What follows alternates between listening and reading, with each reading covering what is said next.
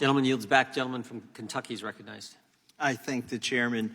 You know, my constituents aren't contacting me worried about mergers between tech companies or that sort of thing, but one of the things I've been contacted about multiple times is the small independent grocers feel like their monopolistic practices being used against them. And Mr. Correa and I sent a bipartisan letter to you asking for an update because in November 29th, 2021, this is 17 months ago, the FTC ordered 9 large retailers, wholesalers, and consumer goods suppliers to provide detailed information to help you study the causes behind ongoing supply chain disruptions. And I appreciate you being willing to give us a briefing, but can you brief us today? Like, what have you found? And are you going to be able to help these folks who are complaining about they can't get products or there's discriminatory pricing, not based on quantity, but based on other things or different package sizes? What can you tell us here today? Yeah, this is such an important issue, and we've heard from those independent folks as well, and it's partly what informed our decision to launch this study. We're moving as expeditiously as we can. As you can imagine, sometimes firms don't have an incentive to give us all the information we need as quickly as we need it, but we are moving ahead full speed and happy to be providing you with the non-public briefing to share what we've found so far, and we'll be looking to make our findings public as soon as we can. I hope that's soon. There's been 17 months since you asked them to give the information. I understand it takes them a while to get it to you, but I would hope we would get that very soon. Another issue that concerns many of us are these so-called pre-consummation. Time of the gentleman has expired. Gentleman yields back. The gentlelady from California is recognized. Thank you, Mr. Chairman, and thanks to our witness for being here. I have an interest in several areas where it seems to me the FTC has been less than robust, and which maybe you can disabuse me of that notion. First, in the area of swipe fees. Visa and MasterCard have more than 83% of market share. This is, Congressman Gooden and I introduced the Credit Card Competition Act of 2023 to introduce competition. Our small businesses pay a higher swipe fee than people do in other developed nations, and I'm wondering whether the FTC will be having an active engagement in this area. I'm also concerned about the issue of consolidation in the grocery sector. These large companies have the power to secure preferential pricing and treatment from suppliers to the detriment of independent grocers. Now, recently, Mr. Tiffany and I led an appropriations request for $10 million specifically for FTC enforcement of the Robinson-Patman Act. I'm interested in what you can tell us about FTC and Robinson-Patman. I also have long been a champion of right to repair. Congressman Ice and I recently introduced a legislation to limit the enforcement period of design patents so that monopolies cannot prevent individuals from repairing their own what they own.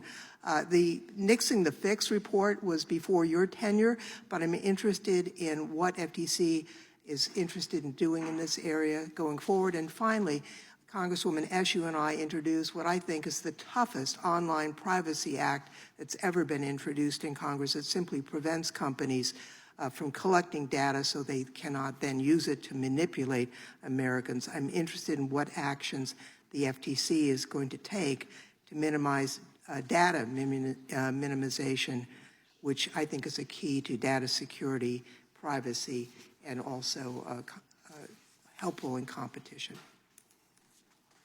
So on your first point, just a few months ago, the FTC announced an enforcement action against MasterCard.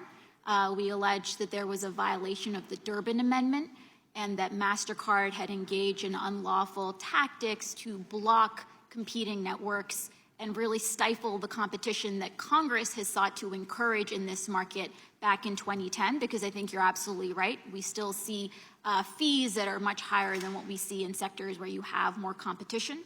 Robinson-Patman and reinvigorating enforcement of it is a top priority.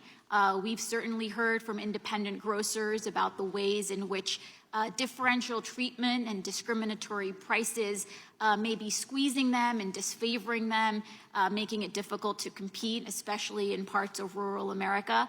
That's something that we're looking at closely. We also several months ago launched a market inquiry looking at supply chain disruptions and the degree to which that type of differential treatment may have contributed.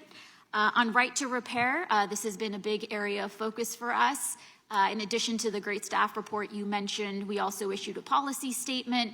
We followed up with several enforcement actions, including one against Harley-Davidson, one against Weber. Since then, we've also been working with state legislatures, several of whom are also considering right to repair legislation. Just the other month, one of our staffers went to California to testify before the state Senate there to give input and feedback on their legislative efforts in this area. So we're bringing our own lawsuits, but also looking to serve as force multipliers where other legislators are looking to be active. Ensuring robust privacy protections for Americans is a top priority. We've been extraordinarily active in this area, especially when it involves children's privacy. We brought a enforcement action against Epic Games because we found that certain lax privacy policies that they had in place were endangering children. We've also been looking at people's sensitive health information and instances in which companies are collecting health data for the purpose ostensibly of providing health services, but then are turning it around and making it available for advertising. And we're also looking at geolocation data. We have a lawsuit pending in Idaho against a data broker called Kochava, where we allege in our complaint that its practices allowed companies to track and get very sensitive geolocation information on consumers in ways that revealed whether they were going to church, whether they were seeking certain types of health services, whether they were seeking addiction recovery facilities, very sensitive data. So that lawsuit is still pending.